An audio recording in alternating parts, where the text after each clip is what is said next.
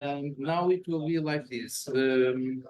When you want to present to put a presentation or something, you choose the presentation, and everyone will see what you are seeing here. When Clara start to speak, you open Clara window. Oh, it's hard. Yeah. Okay. This microphone is not working, Right. it's on purpose. This is the microphone that will do the caption of the sound. Someone, yeah, one of the will stay here as well. Yeah. Pronto, então, mas agora fica assim. All right, let me go over here and show Clara. Oh, I don't have to do it. Well, I can, but. Your presentation is right So, Speak yeah, for- is it down at the bottom? Is it like, yeah. Yes, but we're gonna help you. So. Okay. Hi, Okay. Clara, how you doing? good, how are you? Okay, good. I think we're okay. I think this might. Clara, just when you spoke for the microphone. Say that again. So Clara is. Only listen if I talk on the microphone. Yes. All right, it's up to you. Like, but if he thinks doing the right thing. Sim, mas eu acho que elas perguntaram. Não, mas eu preciso. Não, não.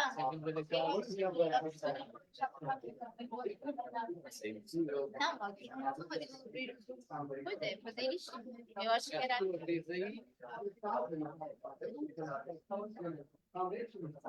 What order are we going in, Barb?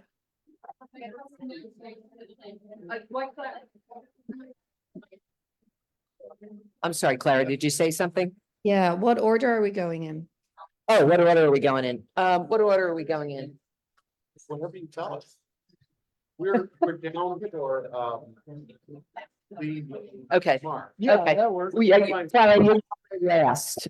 Clara was supposed to go first, I'm sorry. Oh, I'm sorry, they think you're going first. Is that okay? Sure, yeah. Sure, yes. Okay, that's wonderful. Okay, then we'll go Clara, Lee, Okay. Scott. Yeah, I can go last. That's fine. Okay, That's good. okay. Okay, everybody, welcome. And it's great to be here. I forgot to mention that last night's reception was hosted by Dean Camilla Benbow at Vanderbilt University. And when people give you money, it's also always a good idea to thank them. So yay, Vanderbilt.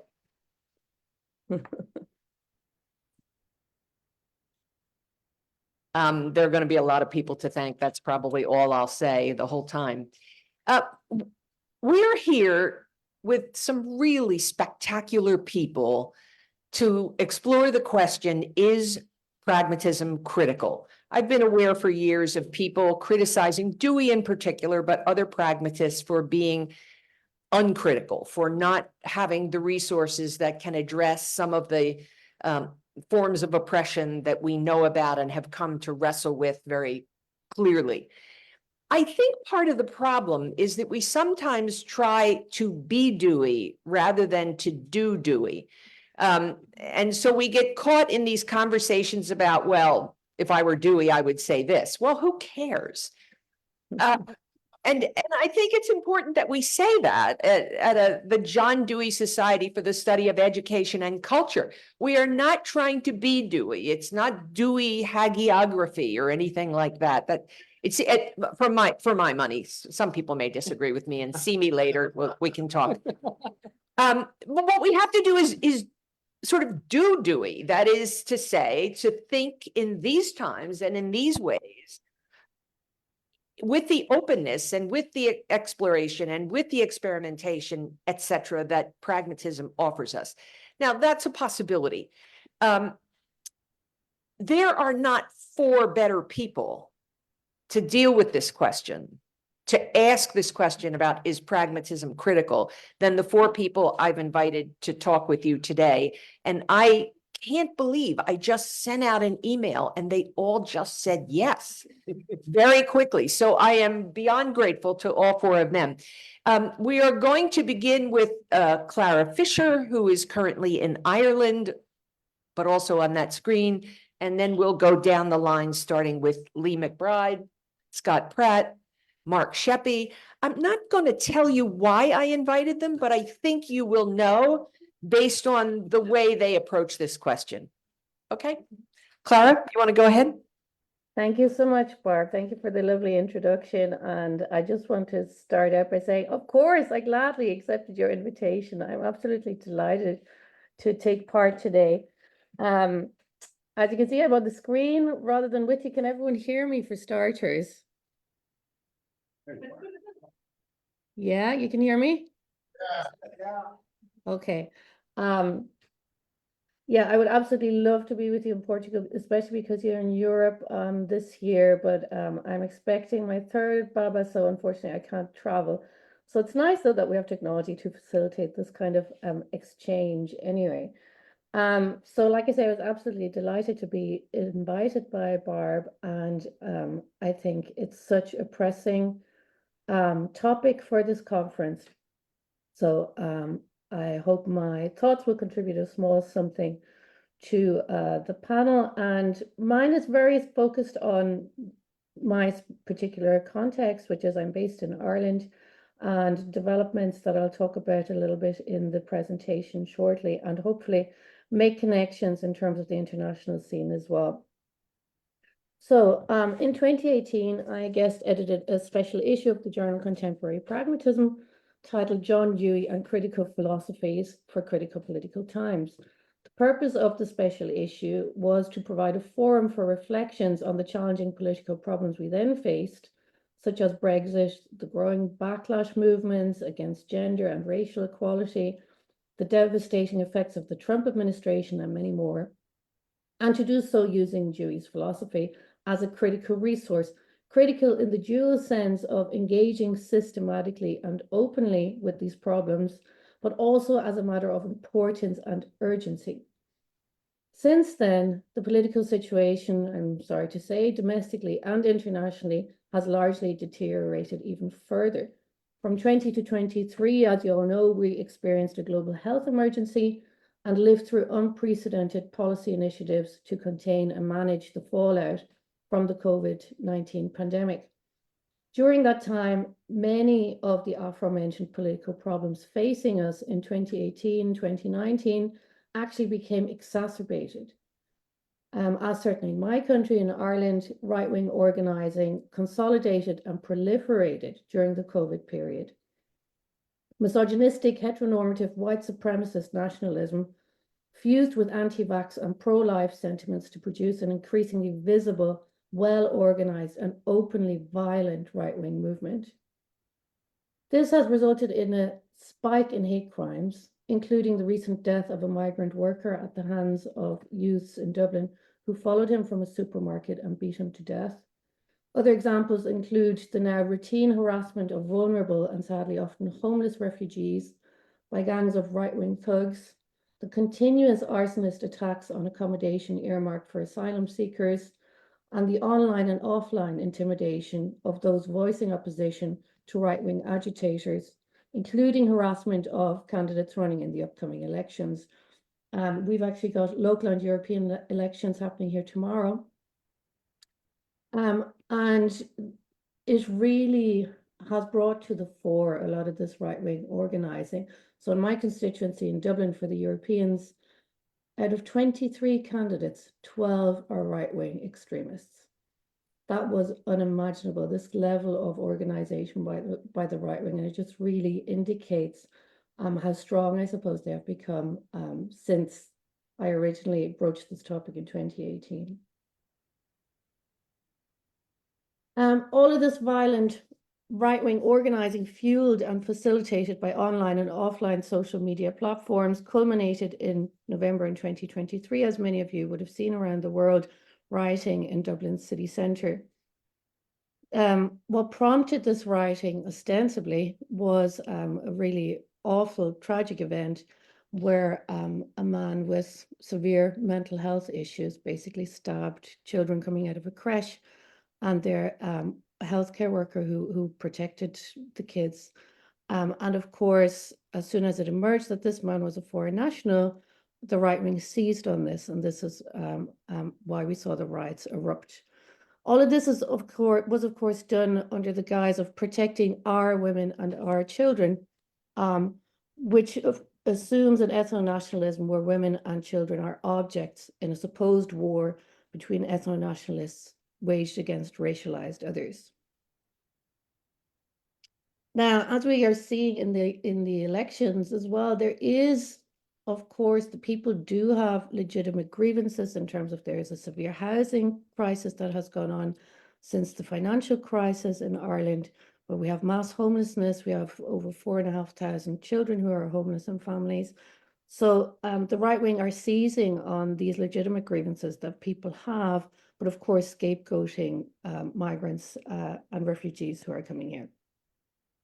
So with that said, with all of these awful examples of this global move to the right, I've given you particular examples of Ireland, but this is of course in a wider global move to the right. But that said, it should be clear that even more so than in 2018, we require pragmatism as a critical philosophy to help us address and undermine the devastating effects that such coordinated right-wing campaigning is already having on individuals, communities, and the protective institutions of democracy and education. I believe that pragmatism already contains many of the elements of critique to be mounted against the growing right-wing movement building, but the emphasis must again here be on the dual nature of the word critical in the sense of our opposition developed by recourse to Dewey's thought must consist of an open, direct, and systematic engagement of our contemporary problems, but also be carried out as a matter of importance and urgency. Now, the way in which I think that Dewey can help us do this is by providing the resources with which to think about the role of politics, but also the affective nature of political movement building and the sense of belonging that it often fosters. So my current work is on nationalism, unsurprisingly, and affect, and looking at the role that affect plays in nation building. So you will be familiar with the idea of the nation as an imagined community. What's often under-theorized in that regard is the affective bonds that tie the community together. And I think Dewey can help us with that. So Dewey already sets out a useful framework for the emotions for us to draw on as we examine the contemporary politics of motion to develop a critical pragmatism to address the political problems of the present day. So Dewey has critiqued the James Lang theory in important ways, but he hasn't really tied that to a politics of emotion. And I think that is the work that remains to be done by us to really draw out how this movement building, this kind of nation building that the ethno-nationalists are engaging in, utilizes affect as a way of manipulating, but also, like I say, as a way of creating bonds that perhaps is appealing to them. We know that,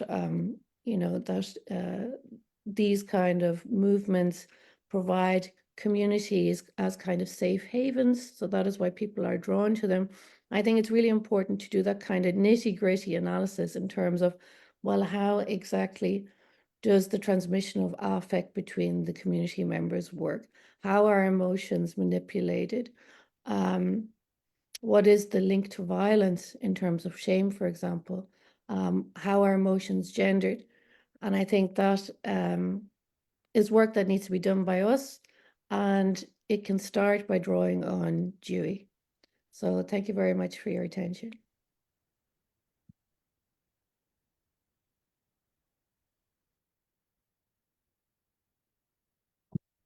Oh, you are muted, so I can't actually hear anyone.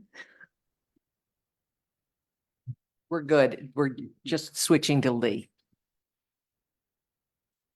Thank you so much. I first want to thank Barbara Stengel and Andreas English and everybody else who took part in bringing this together. It's running really well. Thank you for taking such good care of us. This Speak into it. it's on. Yeah. It is. Yeah. Got it. Can you hear me now? Yes, great. This is titled On History, Geography, and Cartographies of Struggle. Years ago, circa 2015, I was invited back to my undergraduate alma mater. I gave a talk titled Creative Democracy, Dewey and Mouffe. At the time, I was voicing my doubts about Deweyan conceptions of political amelioration by democratic means. I was reassessing Deweyan politics in light of Chantal Mouffe's model of agonistic democracy. I argued that Mouffe's agonistic model of politics and social amelioration was helpful, offering attentive and dynamic models of democratic politics. During the Q&A session, one of my teachers asked what I thought was a strange question. He asked something about Dewey's inclusion of geography and history and democracy and education. He wanted to know if the chapter played a role in my thinking. I remember brushing off the question. Geography and history are compulsory subjects. Of course, they should be taught. But come on, I'm trying to formulate a critique of Dewey's Pollyannish commitment to experimental inquiry and cooperative intelligence as the primary method of ameliorating intractable political disputes.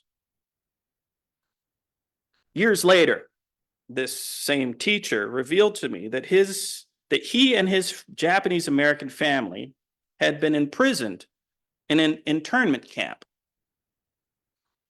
His question about geography and history had legs. It hadn't occurred to me that his family's history was largely ignored and underreported. I hadn't really thought about the displacement, the dispossession, the subjection of racialized Japanese American folks in California. Paying attention to the history of Japanese Americans in Boyle Heights, Los Angeles, or exploitative history of Mexican and Filipino agricultural laborers in the San Joaquin River Delta, or the history of dispossession and erasure of the Miwok and Yokuts people of California's Central Valley, it might alter the way Californians conceive their territory of birth and the lore that supports its pervasive mythos. In Democracy and Education, in a chapter titled The Significance of Geography and History, Dewey emphasizes the need to learn about geographies of place and the histories of peoples. For geography and history give background and outlook, an increased ability to place our doings in space and time. Dewey explains that geography is, quote, simply the body of facts and principles which have been discovered in other men's experience and about the natural medium in which we live, and in connection with which the particular act of our life have an explanation, end quote. History is, quote, but the body of known facts about the activities and sufferings of the social groups with which our own lives are continuous, and through reference to which our own customs and institutions are illuminated, end quote. But unfortunately, geography and history are often taught as remote events, alien to everyday experience, a hodgepodge of unrelated fragments, dates, elevations, proximity to mountains and rivers, population size, remarkable figures, and primary exports. Taught in this way, geography and history are not connected to the vital experience of the student. Meaning is not enlarged by its connections. When we fail to connect geography and history to the student's actual place and their people, the learning, the knowledge we gained from our elders becomes increasingly detached, abstract, and meaningless. No transmutation takes place.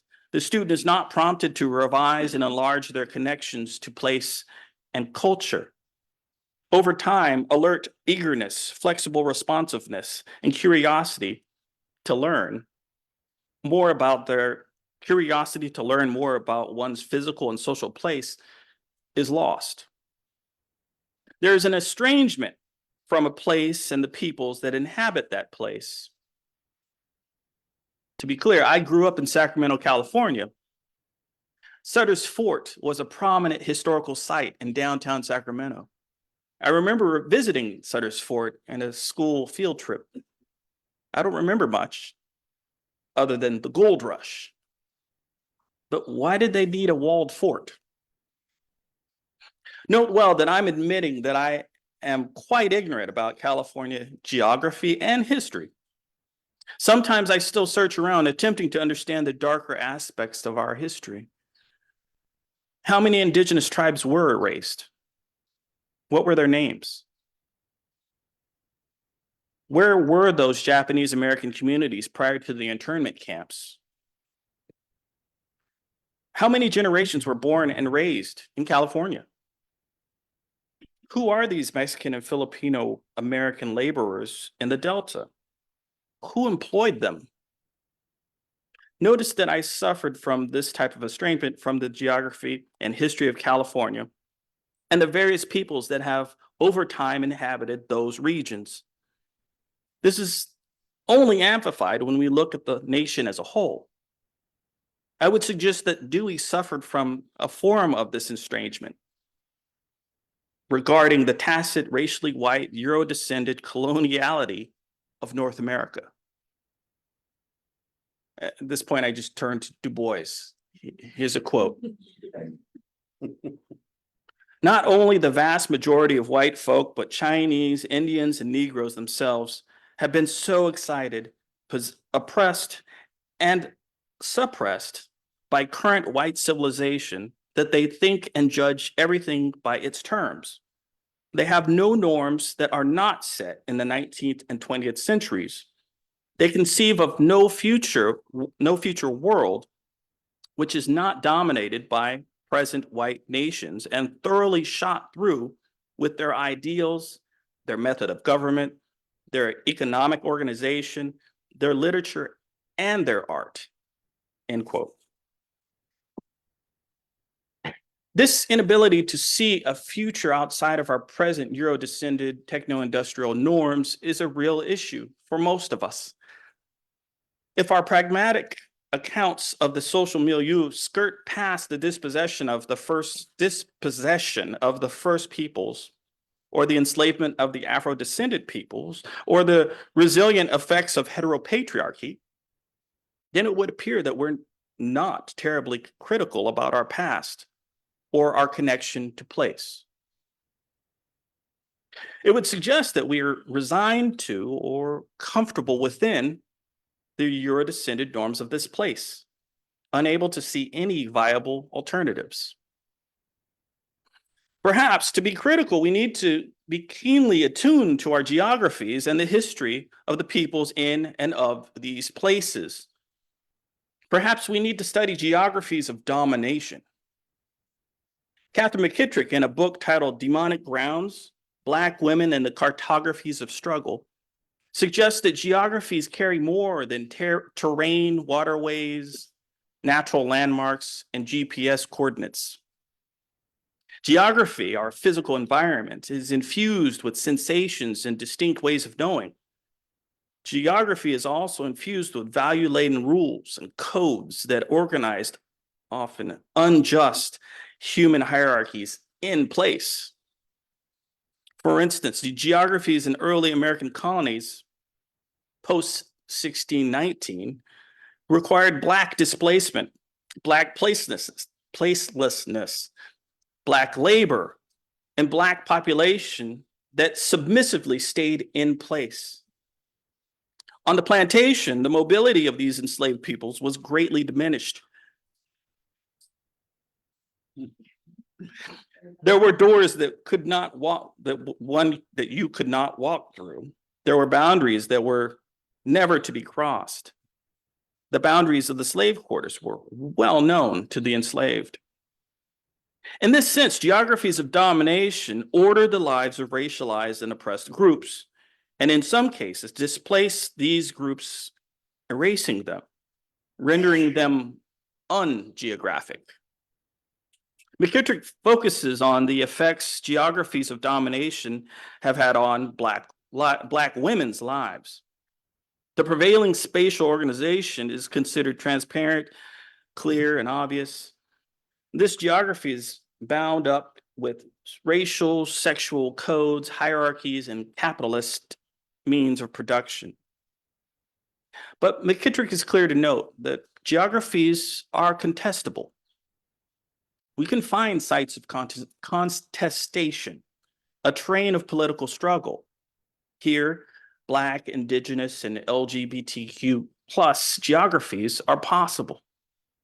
If we look closely, we can discern subaltern or alternative geographic patterns that work alongside and beyond traditional geographies and cite terrains of struggle.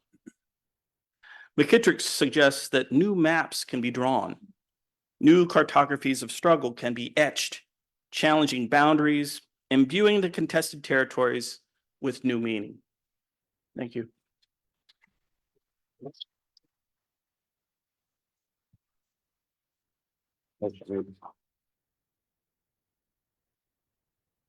I'd like to thank Barbara and Andrea and everyone who's here for the opportunity to talk about this question, is pragmatism critical? When I got the prompt, I immediately thought about some of my pragmatist friends and actually some of my critical theorist friends, my post-structuralist friends, and the concern I have about the view that they raise. And this project is sort of a response to that, but you'll see how it works. This is actually a much shorter version of a much longer paper. So anything that seems like it's been left out, so where the argument falls apart, it's actually in the other paper. So it'll all be fine. All right. Pragmatist philosophers in the 20th century seemed most worried about escaping from established norms and absolutes. Rather than being bound by a social structure that preserved dogmatisms of the previous era, class hierarchies, inflexible education systems, and limited opportunities for those not in the upper classes, pragmatists, even those who benefited from the system, sought to challenge the principles that kept power imbalances in place. One of the ways of doing this was to undermine the received conceptions of truth and knowledge, and for Dewey, how these were taught. What the classical pragmatists sought was a new approach that saw knowledge claims as fallible and revisable products of circumstances.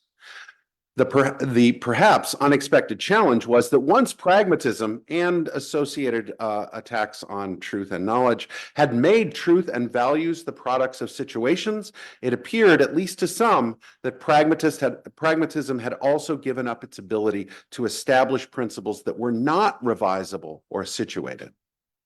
An early critic of this sort was Randolph Bourne, former student of Dewey's and an influential public intellectual. When Dewey switched his commitments around World War I from opposition to America's entry into the war to a position in favor, Bourne declared his disappointment. Dewey and his disciples, Bourne wrote, have learned all too literally the instrumental attitude toward life. Their education has not given them a coherent system of large ideas or a feeling for democratic goals. They have, in short, no clear philosophy of life except that of intelligent service, the admirable adaptation of means to ends. They are vague as to what kind of society they want or what kind of society America needs. The problem was, according to Bourne, that Dewey meant his philosophy of life, quote, to start with values. There was always that unhappy ambiguity in his doctrine as to just how these values were created, and it became easier and easier to assume that just any growth was justified and almost any activity valuable so long as it achieved ends.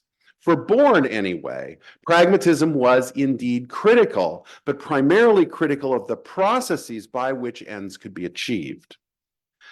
It is in a similar spirit that Leonard Harris declared 100 years later, a philosophy that fails at speaking to the miseries such as necrobeing, that is, that which makes living a kind of death, is a failed philosophy. For Harris, a philosophy that passes the test speaks to the miseries by encouraging attitudes and practices that stand against the system that establishes and perpetuates such lives. In response to slavery, for example, a philosophy that is worth its salt is one that establishes a duty to oppose the system actively, even violently. It establishes a duty to insurrect, according to Harris. Pragmatism, Harris concludes, lacks the values to establish such a duty. There's a kind of lengthy argument associated with the claim, but let's just take it for a minute that from Harris's perspective, pragmatism doesn't have the stuff it takes to say, we're going to insurrect no matter how it works out. The claim partly being pragmatists have to assess how things are going to work out before they make a decision. I think that both Harris and Bourne are too hasty in their condemnation of pragmatism as a general category. There are undoubtedly some versions of pragmatism that fail in the way that Harris suggests. But there's at least one version of pragmatism offered by Josiah Royce, and insofar as they share commitments by John Dewey, that recognizes what is at stake in responding to necrobeing and demands clear purposes in response. Royce called this view absolute pragmatism. And for the sake of being provocative, I will too. What is absolute pragmatism, you may ask? Oxymoron, I know. Pragmatism, that is what Royce called pure or instrumental pragmatism, is primarily concerned with the process of inquiry, or more recently, the uses of language. As a response to what Dewey called the epistemology industry, pragmatism critically showed that established approaches to truth failed to take into account the fallible nature of claims and the fact that any foundations they might endorse can only be a product of inquiry, not something given in advance. Absolute pragmatism, surprisingly, agrees with the pragmatic assessment of knowledge and inquiry, and truth for that matter, in the context of particular inquiries. The results of inquiry are fallible, and the foundations that play a role in the process are the revisable results of past inquiries. So pure pragmatism becomes anti-foundation and subject to the critiques of Harris and Bourne. So the question is, how do we deal with the fact that everything becomes fallible under pragmatism? Absolute pragmatism, rather than a contrasting view, is an additive one. This position, Royce wrote in his 1913 Principles of Logic, differs from that of the pragmatists now most in vogue.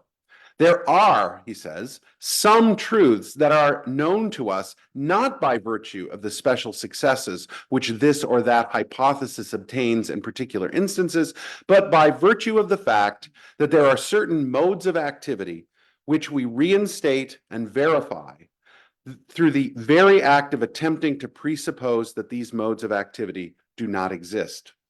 In addition to pragmatism is what I'm calling Royce's thesis. He summarizes it elsewhere.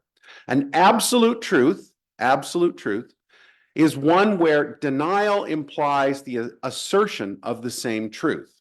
I won't go into the details. These truths include the requirement that judgment requires classification, the requirement of affirmation and negation and relationality. There are other such principles as well that apply to any judgment and more broadly to the actions of any agent. So the basic idea is, look, you can try to get rid of negation, but in getting rid of negation, you negate. So you reassert it, right? The same is true with trying to get rid of classification. You have to assert classification to get rid of it and so on. And there are a set of these so-called absolute truths. For Royce, absolute pragmatism recognizes that there are these structures that frame how we engage the world, but then any particular result is going to be, like pragmatists say, fallible and so forth. The frame of absolute pragmatism is the structure or principles of order that follow from or are produced by agential action. Consider an agent who takes action. Two things are immediately clear. First, that if this action is a matter of agency and not mere mechanism, then the action will have been chosen from two or more possibilities in relation to a purpose or future or end. And second, the action cannot be taken back. It is irrevocable, no matter how minor or major the action. So, on the one hand, you have to make a choice, and on the other, your choice can't be taken back. Once you've decided to do something and done it, it's done. These two aspects of action, the requirement for purpose and the irrevocability of action, are among the absolute truths. Dewey's later pragmatism, represented by his theory of inquiry, suggests that he was, in fact, also an absolute pragmatist. astonishing as that may sound. Where he supplemented his pragmatism with a democratic faith, he did so because he relied not on pure pragmatism, but on a version of pragmatism that recognized the kind of absolute truths that Royce's thesis identified. In Dewey's case, the self-reinstating principle is that judgment is the result of agents and situations. The reader, he writes in Logic, the Theory of Inquiry, this is Dewey, whether he agrees or not with what has been said about inquiry, cannot decline to have a situation, for that is equivalent to having no experience, not even one of disagreement.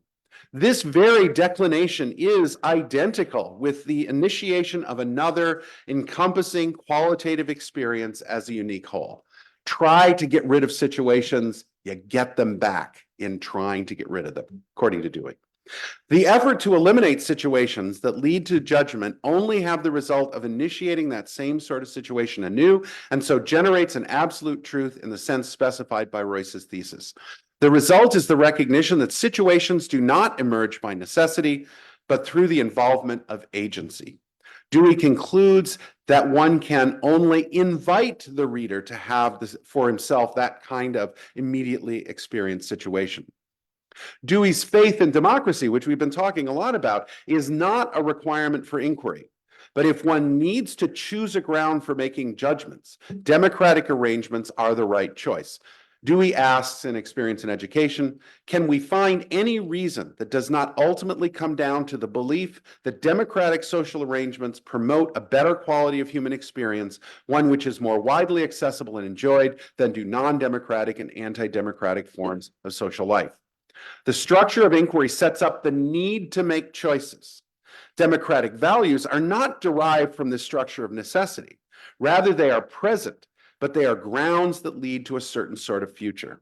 Absolute pragmatism, by affirming absolute truths that limit necessity in judgment, nevertheless requires foundations or values that can ground judgments in terms of possible futures. Dewey's pragmatism is absolute because inquiry is self-reinstating, following Royce's thesis, and as a result, it requires decisions about governing values. What the absolute brings to pragmatism is the rejection of the classical conception of necessity.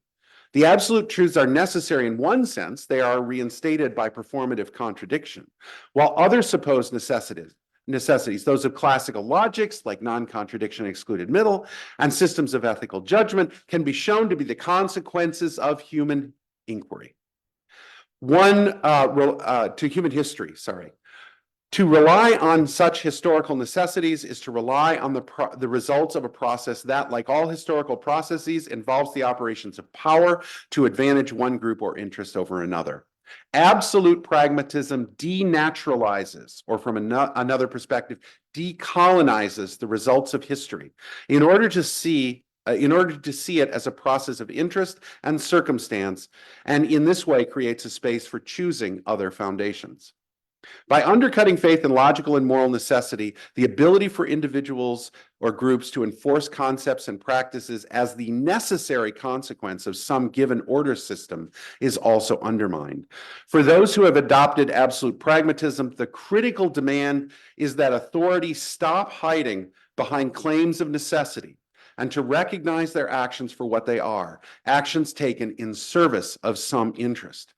Agents are responsible for their actions or inaction. Criticism is to show the point of criticism is not to show the absurdity of a position, but to reveal its purposes, what is to be gained or lost, who is advantaged, and crucially, what alternatives are available become the core questions of critique.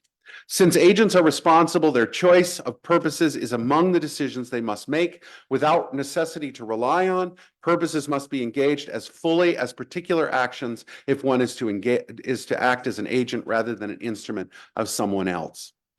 In addition to providing a framework for denaturalizing dominant systems of order, the centrality of responsibility taking and the importance of the role of purpose, the absolute adds to pragmatism, not the abolition of foundations, not anti-foundationalism, but the need for a different kind of foundation. Dewey's theory of valuation moves toward this point by making valuation the result of inquiry, and in so doing, argues against any fixed ground for valuation. Absolute pragmatism agrees with this, but also agrees with Dewey when he says this. Everyone, in my conception, must be dogmatic at some point in order to get anywhere with other matters. Those who would argue that there are no foundations are, on this account, simply fooling themselves, or worse, accepting a way of thinking by which they unwittingly affirm some system of order that is not one they would otherwise affirm. Absolute pragmatism, I'd conclude, is a vital, if overlooked, part of the history of the philosophy of pragmatism. It is an instrument with which today's pragmatists may respond to the crises of our time in compelling ways. Thank you.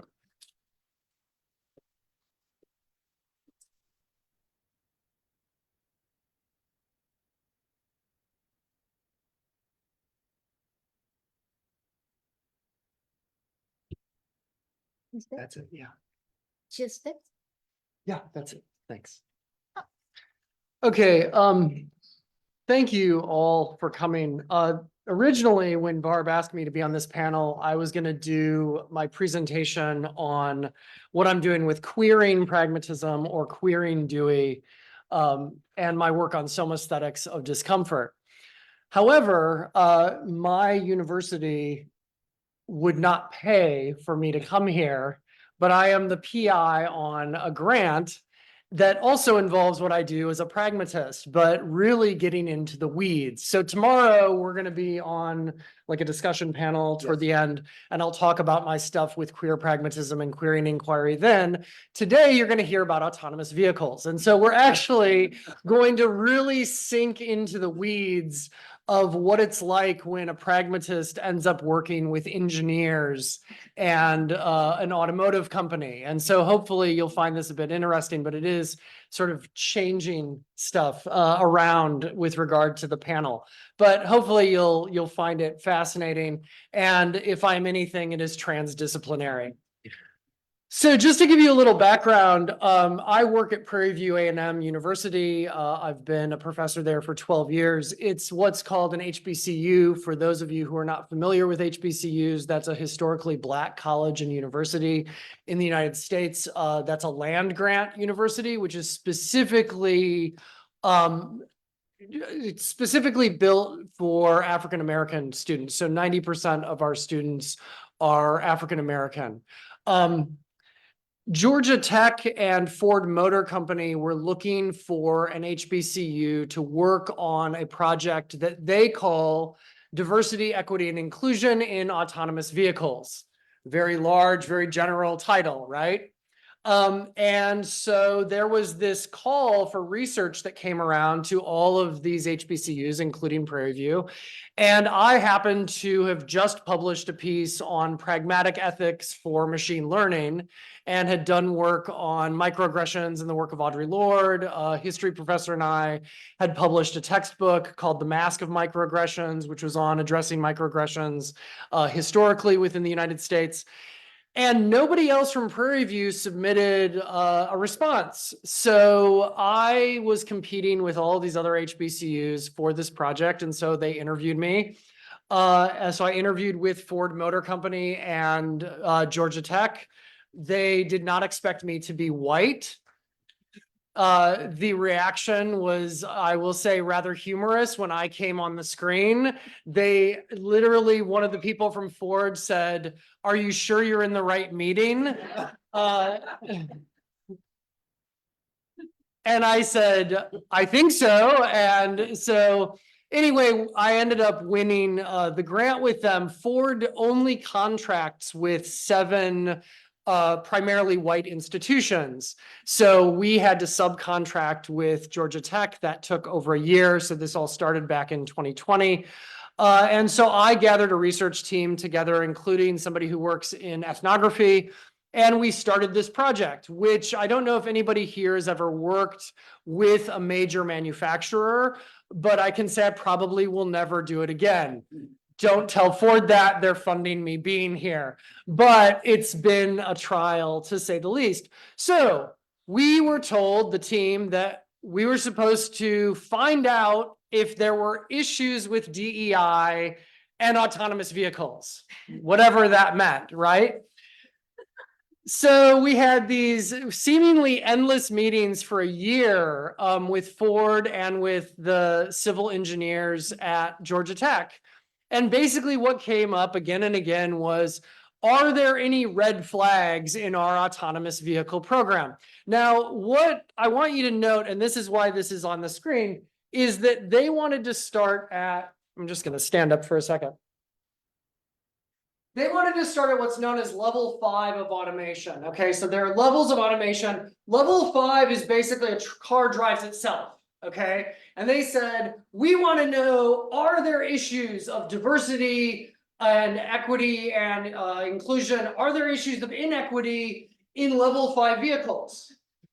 Which don't exist. That's an important point, right? Is that they don't exist. So we were like, okay, we'll try to think about what might be some issues. So I mined people like Ruha Benjamin, who talks about the new black code and talks about racism within, various technologies. And I looked at issues of persons living with disability in terms of technology. And we went back to Ford and we said, the problem is that the cars don't exist yet. And you're asking for us to come up with what the issues of inequity are, and you haven't defined inequity, right? Another problem that I'll get to in a moment. And Ford said, this was in 2021, we had not even signed the contract yet. They said, we're having some issues with level 5 technology. So what we want you to do now is look at level 4 technology, all right? This becomes, just as a little teaser, a common theme by the time we actually sign the contract. Now, for those of you who don't know, level 4 automation of vehicles means that they're geo-fenced. So it means that you have a car that drives itself, but only within a specific area, okay? So we thought, well, we can look at various areas where equity is not taken into account. Again, we haven't defined equity, but we're going to sort of play around with that idea. And we're going to look at, I've done work in rural healthcare. So I knew that in rural areas, there would be issues with this in terms of how roads are demarcated, that kind of thing, right? So we went back to Ford and we said, we think we have some ideas about level 4. And Ford said, we're not doing level 4 anymore. We're going to do level 2.5 and level 3, all right? Level 3 is basically where Tesla is right now, but don't say that to Ford because they don't like us to talk about it. Level 3 is where Ford's Blue Cruise system is, okay? So this is assisted driving. These are things like lane change assist, lane keeping, parallel parking, that sort of thing, all right? So they and in fact, while we were working on the contract, as we signed the contract, Ford discontinued their AV program completely. It's gone. It's no more, right? But we're still on the project.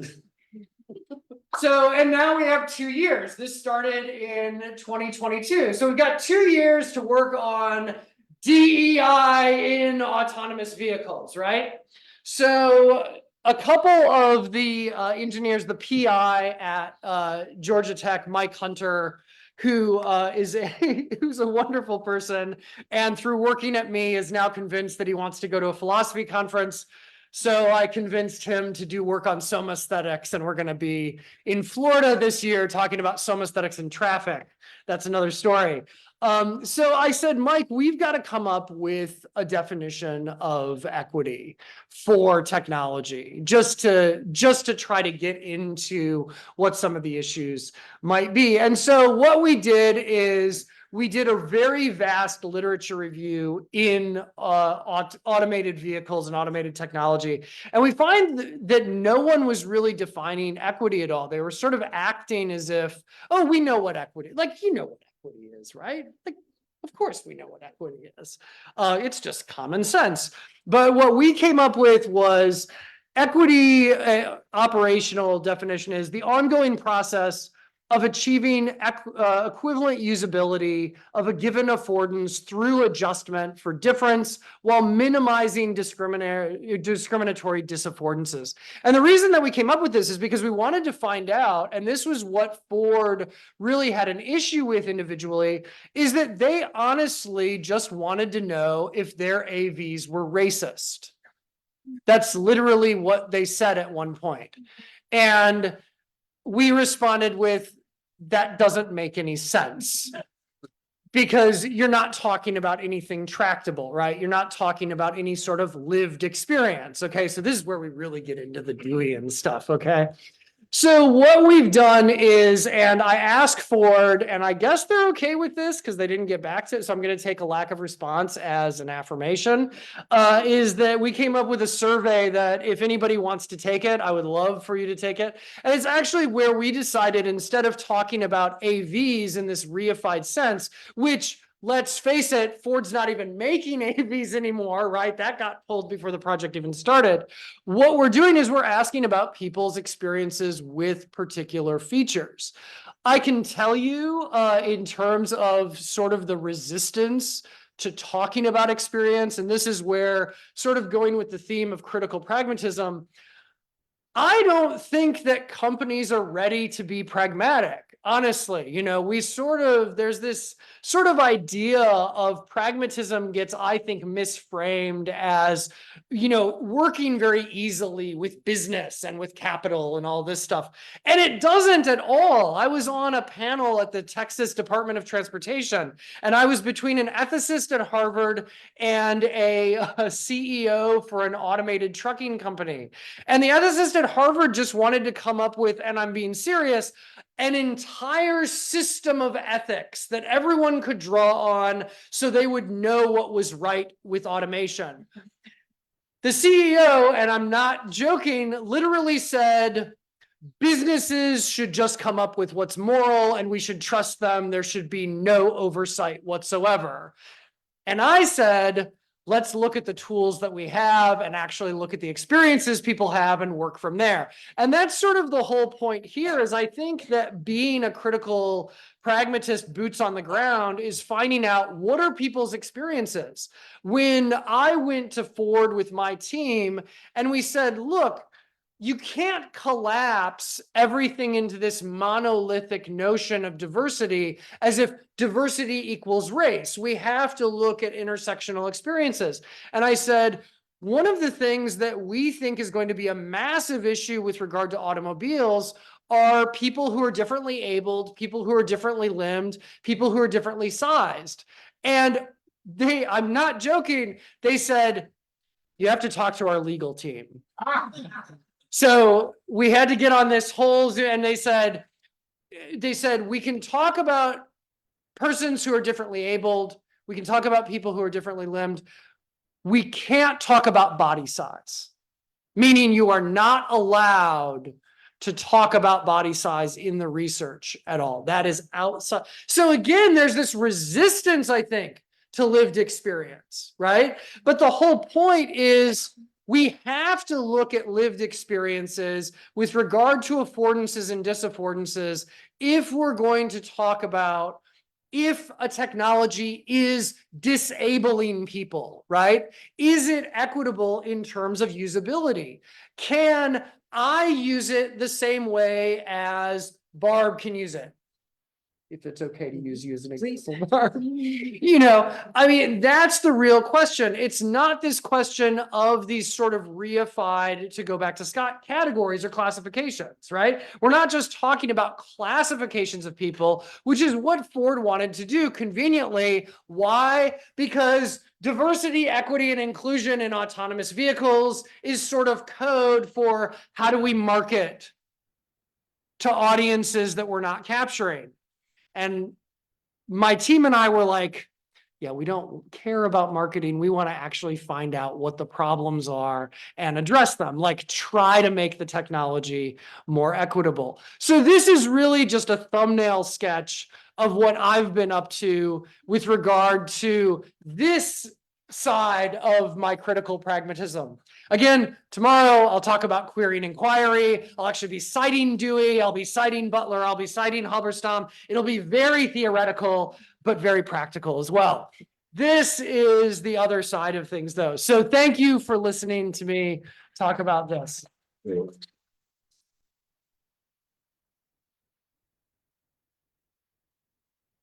So we have 30 minutes to sort of chew on this stuff.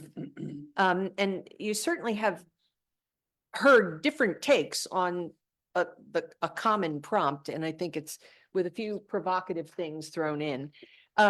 So I know we'll need a microphone for questions or comments. Let me first ask the panel whether anybody wants to talk back or say something else or clarify, or you want to question each other? Clara, do you have anything? No, you're good?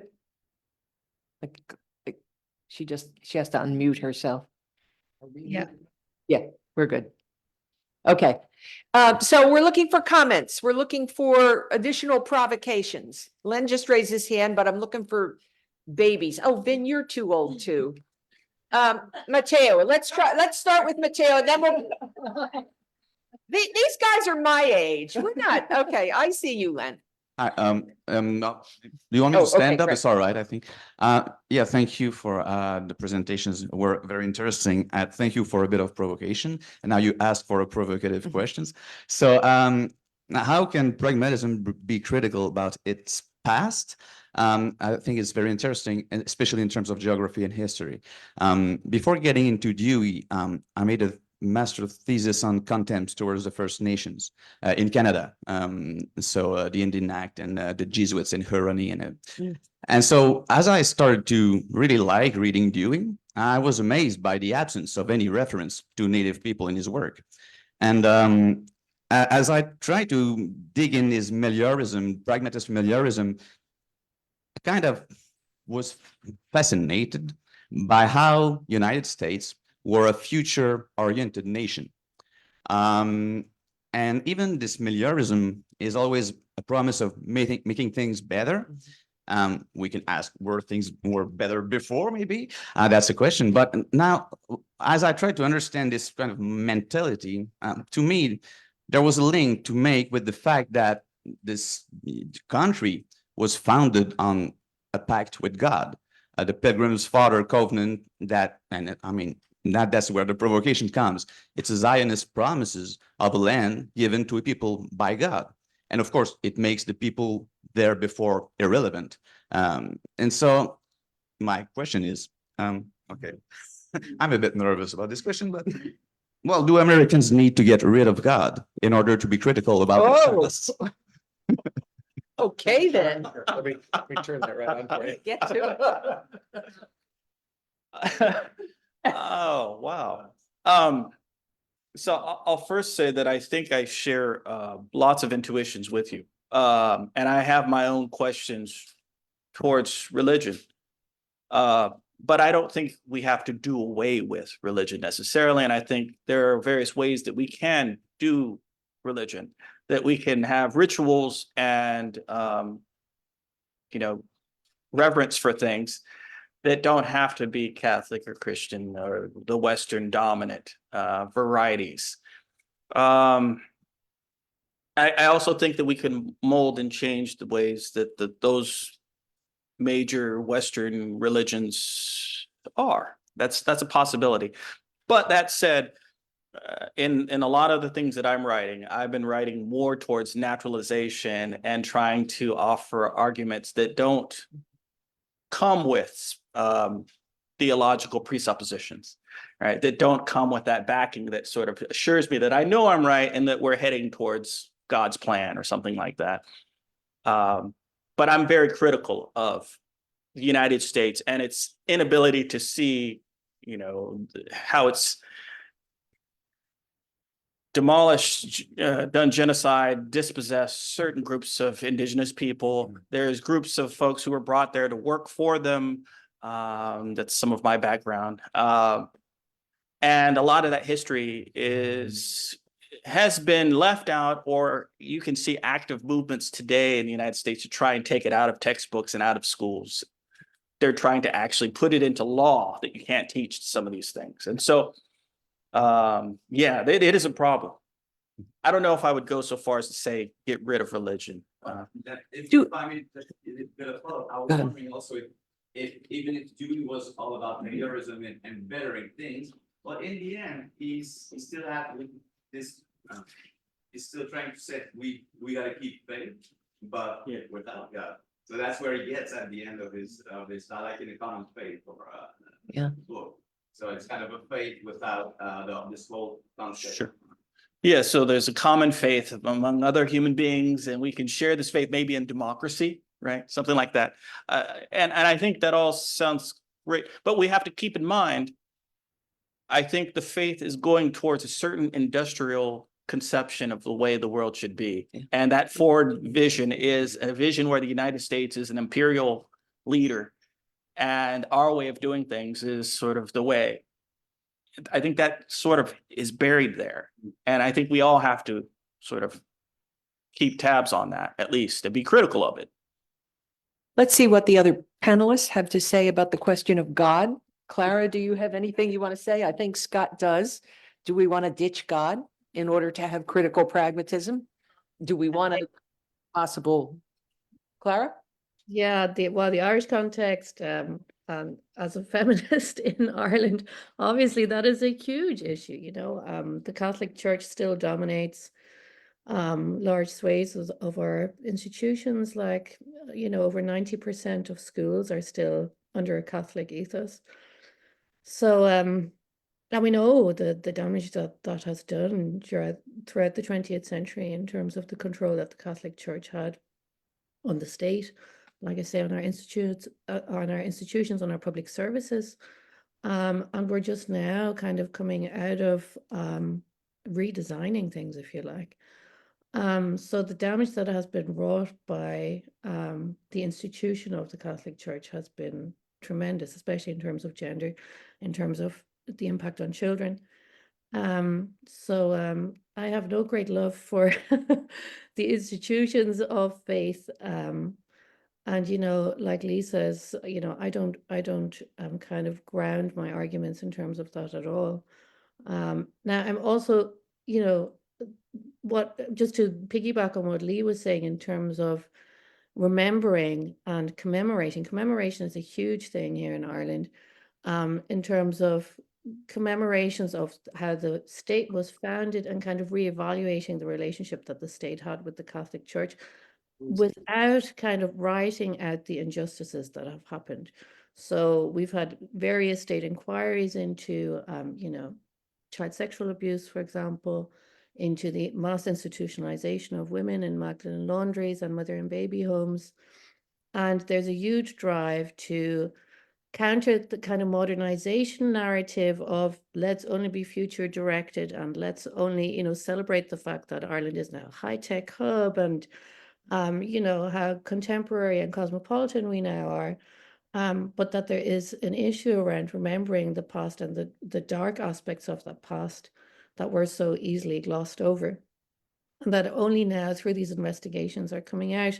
So there is an issue like Lee was talking about in terms of, you know, how do we remember what our children taught in schools, but also in terms of the physical geography, right? So we still have some sites of incarceration like Magdalene laundries.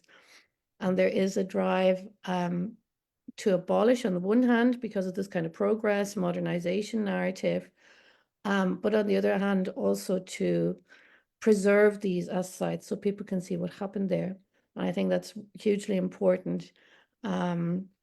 So yeah, there's this kind of tension between this, we want to forget about the past and we want to talk about, you know, how positive things now are, and this is a different type of nation.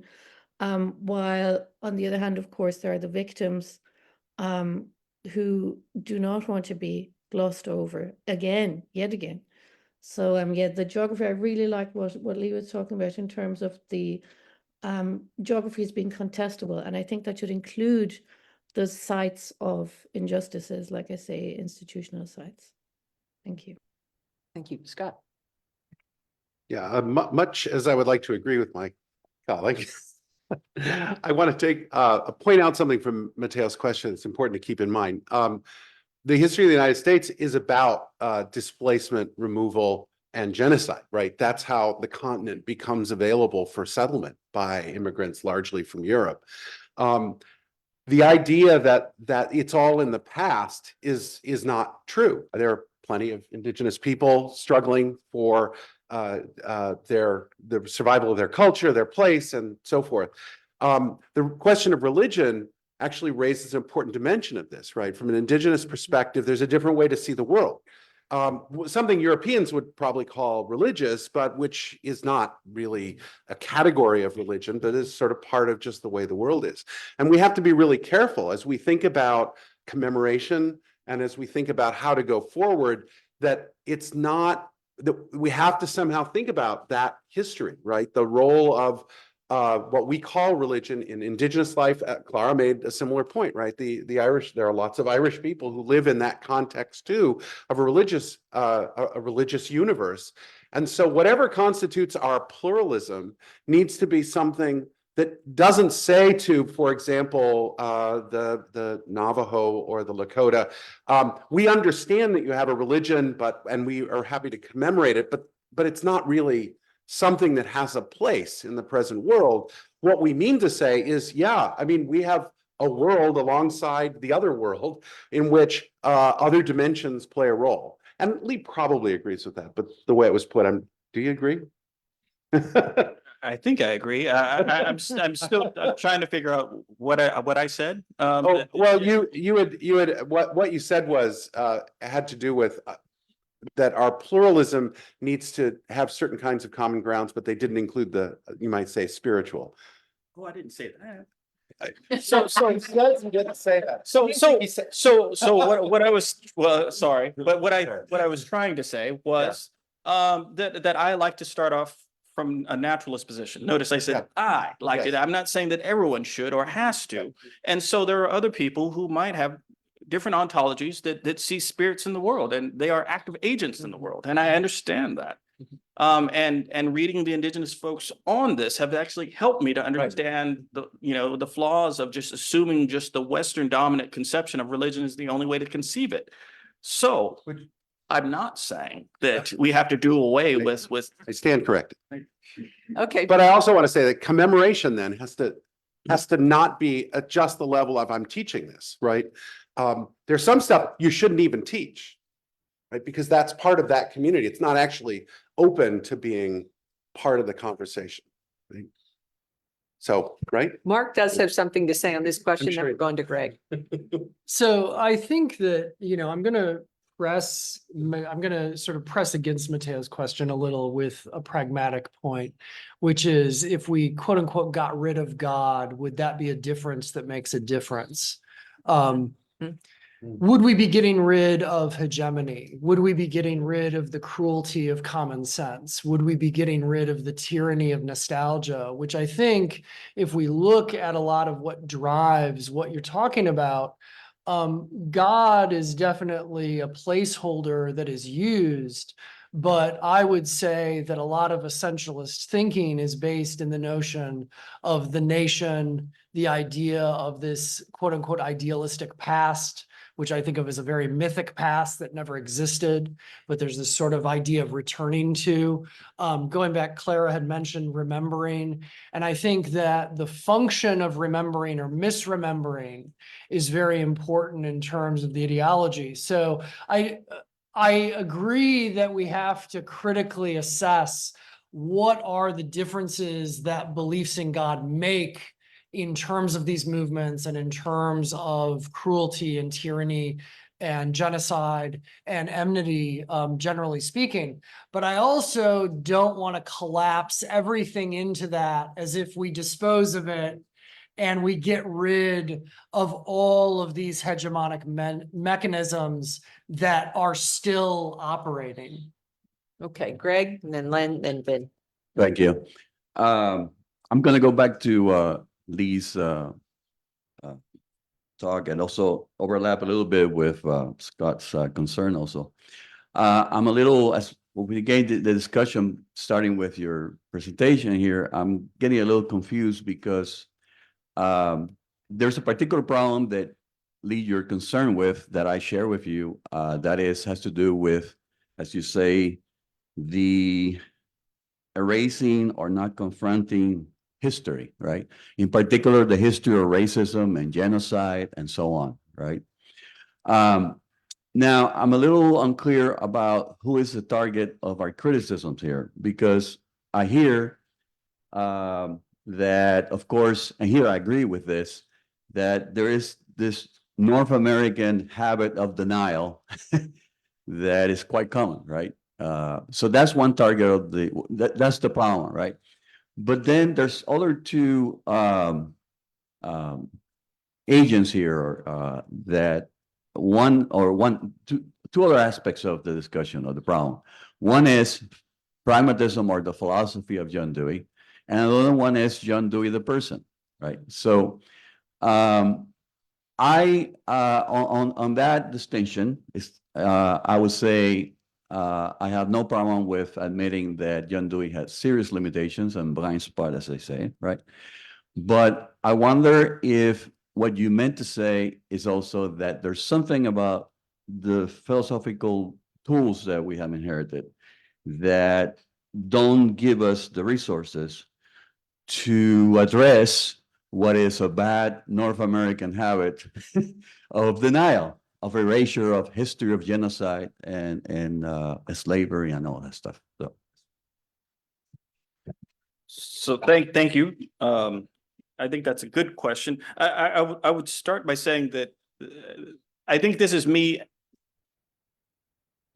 trying to answer the prompt that we're given, right? So, and I think it started off like, is pragmatism critical? Right, and particularly the pragmatism of John Dewey. And I guess my first answer is like, not really. Well, so there are certain things I don't think Dewey gets to, and I think this goes back to our lecture yesterday. There are questions around power. There are questions about American history. There are questions about this larger notion of techno-industrial sort of progress of America that he doesn't call into question.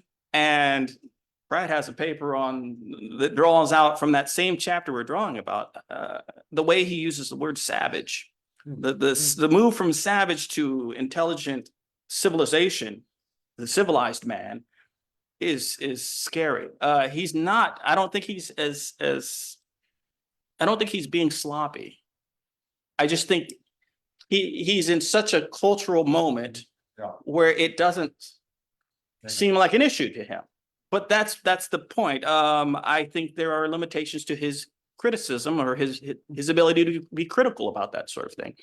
And that's what I'm trying to draw out here, right? And if we're going to be critical, so I'm saying we can draw this stuff of Dewey's emphasis on learning geography and education. That's good stuff, right? But we have to give, I think, add on to it with something else.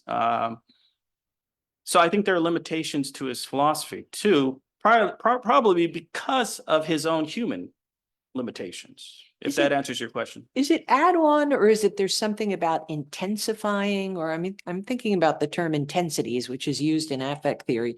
So is it something that has to get added on to Dewey's experience, or is there some aspect of a pragmatist inquiry that could be, I'll use the word intensified? I don't know.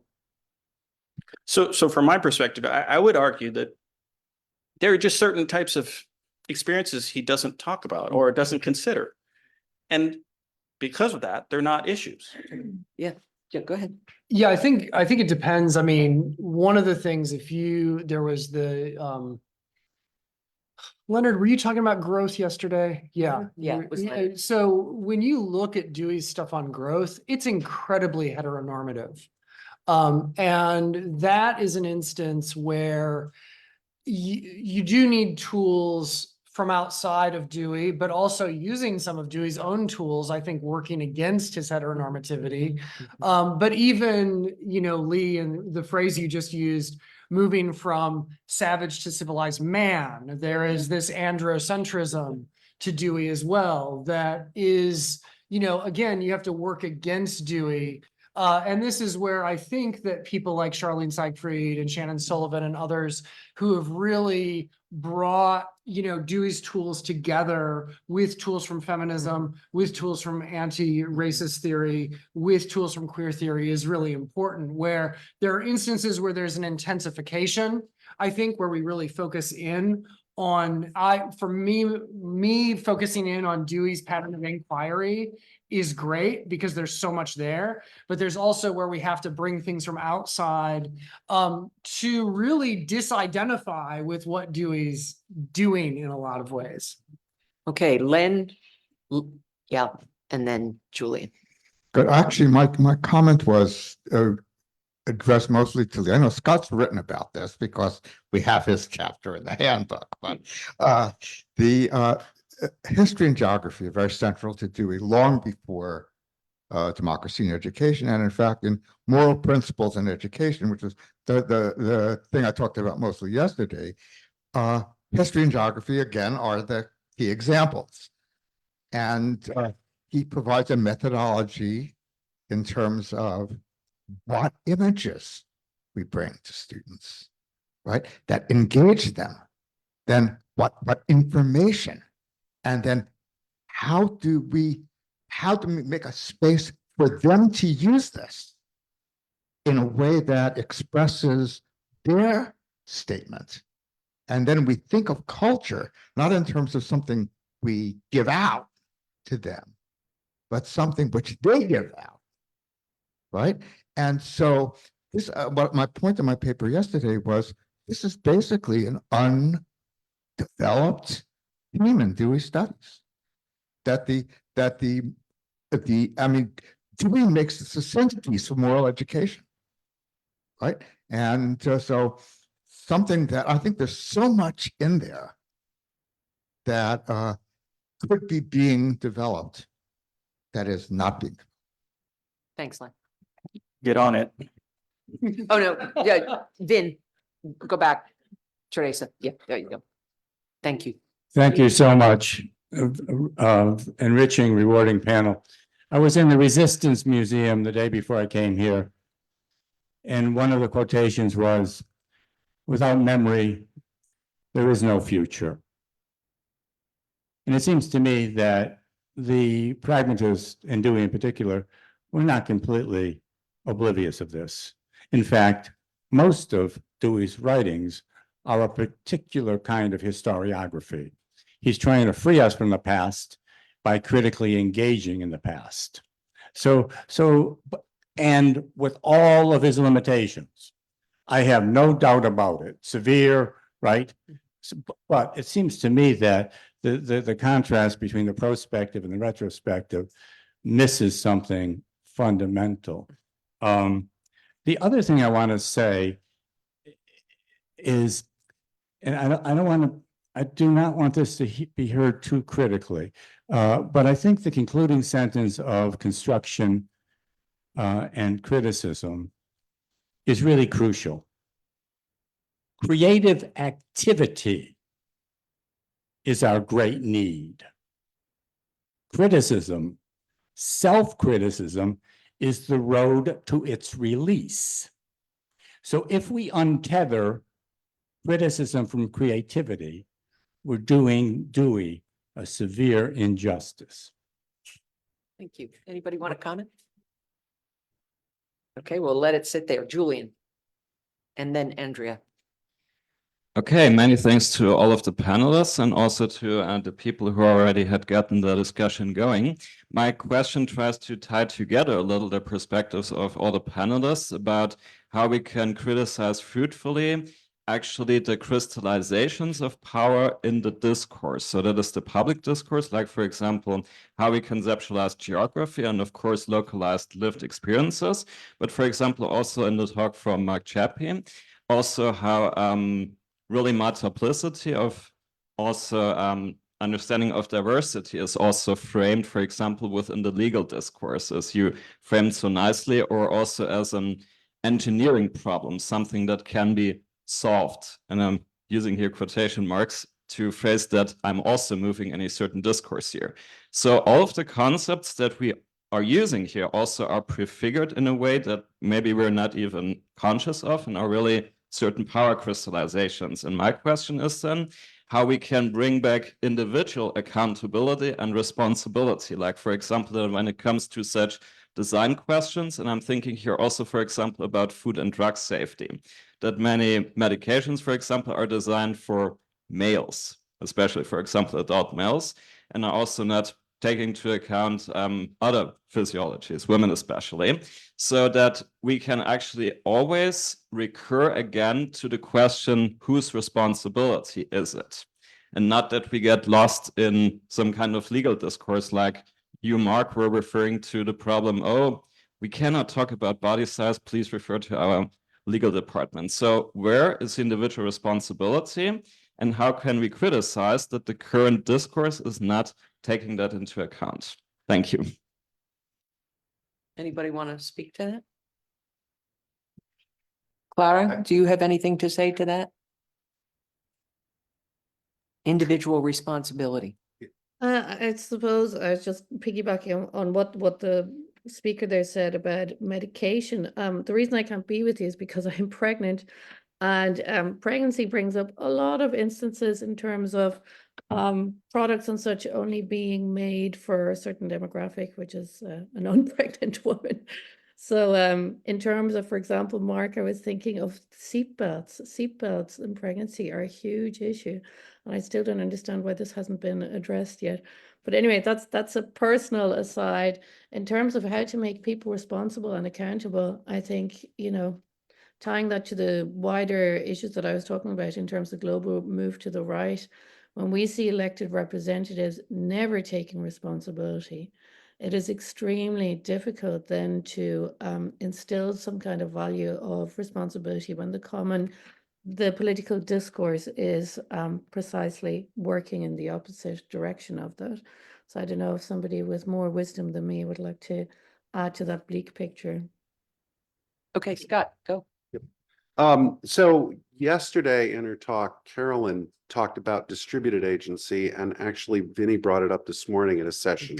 And I think this is something that pragmatists have in its, because pragmatism is really interested in theorizing agency, I think it gives us a tool to think about exactly this problem, because individual responsibility is a good way to hide systemic responsibility. But at the same time, you have to be able to make changes in things, and changes are not necessarily initiated from some other system, but rather by individuals. So there has to be attention paid to what purposes are being served by the things that are done, and sort of whose purposes they are.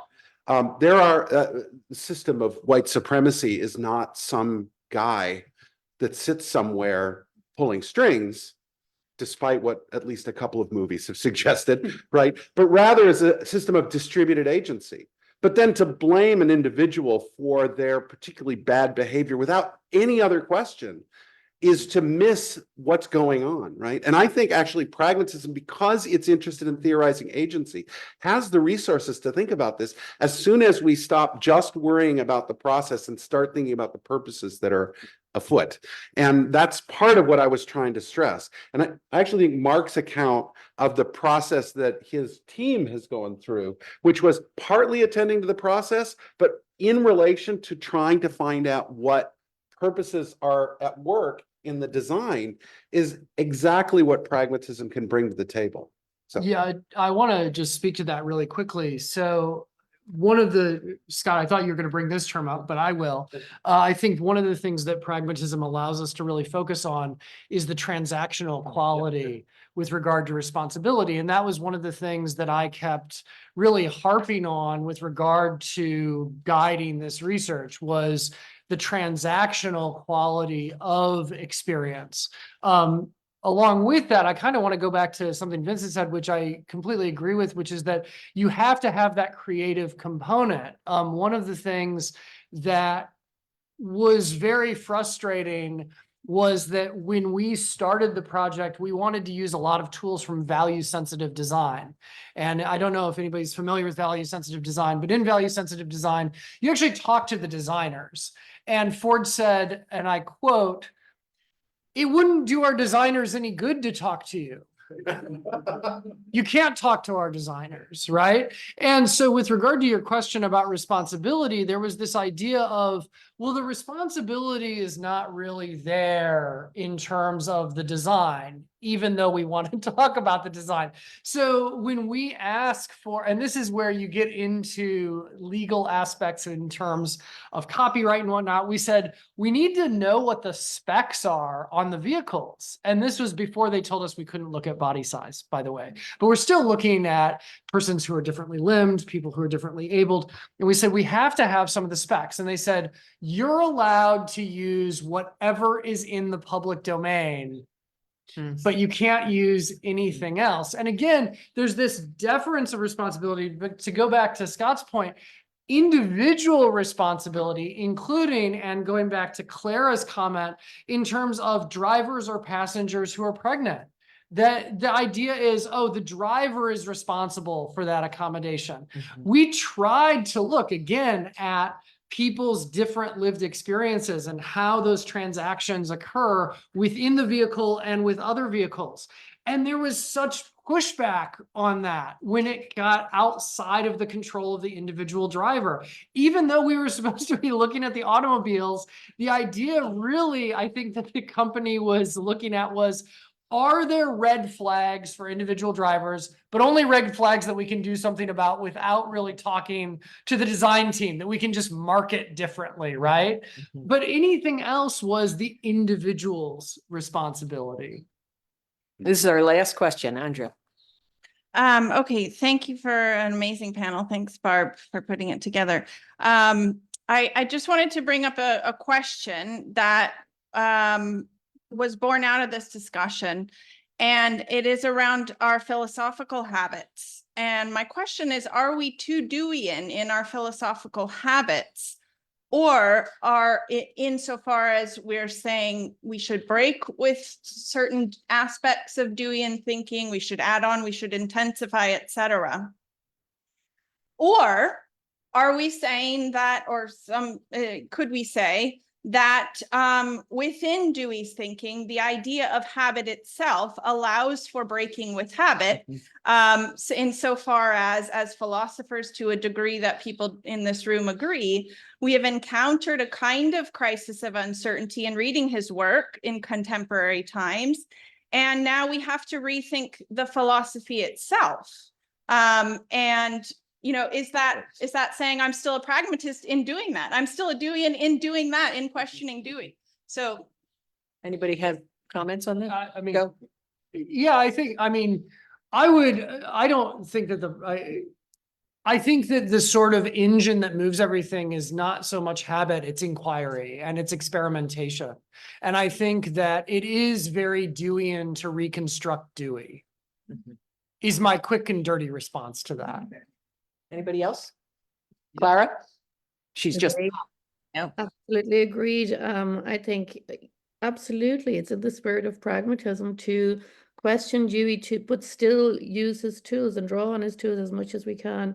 And I agree with Mark as well in terms of theory of inquiry being essential in that regard. Yeah, I'd just add that Dewey at the end of the preface to Logic, the Theory of Inquiry, basically says, it's not a direct quote, but says, I've done the best I could here. I realize people will do a better job later. And that particular one is important because theory of inquiry is really at the heart of Deweyan pragmatism. And he thinks that our understandings of it will change. And I think that that's, you know, sort of our responsibility is to take that seriously and see different ways in which theory of inquiry needs to be rethought in light of all the stuff that we've learned since 1938. Wait.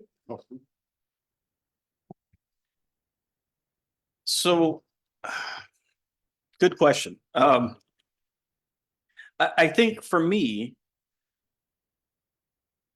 I wrote my dissertation partly on Dewey, I use his tools a lot and I find gems, helpful nuggets.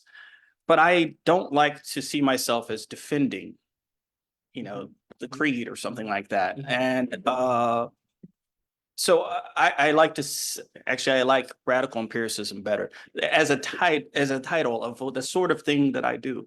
And so I'm sort of ambivalent about the terminology of, are you a pragmatist or not? But I do use Dewey's thought, and I think I agree with his thought in a lot of places, but I don't want to see it as just, that's all I am, or that limits me. Yeah. Yeah. And it wouldn't hurt to read some Peirce and Royce too. Yeah, there you go. Okay, on that. Well, thank you. Well, thank you, yes. Well, in that case, let's not forget Mary Parker Follett, Yeah, Jane Addams. Yes, very good. I want to make, before we give these folks a big round of applause, I just want to make a comment about the rhythm of the rest of the day. We have lunch available in 129. You don't have to sit there to eat it. You can grab food, take it outside, use any of our rooms, whatever you care to do. We are back at 2:00 for 2 sets, I think, of sessions, paper sessions. And then we finish off at the end of the day with what is billed as a graduate student session related to a life in pragmatism, featuring Vin Colapietro, who was just honored by SAP recently.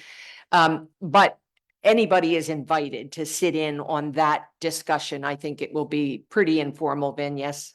Yeah, so everybody's invited, but it's sort of targeted as people just starting out in a life in pragmatism. And then we'll finish early for the day to give you a chance to maybe swim or maybe something, eat or drink more than you did yesterday. And then we come back together tomorrow morning. So if anybody has any questions about that, let me know. In the meantime, let's say thank you.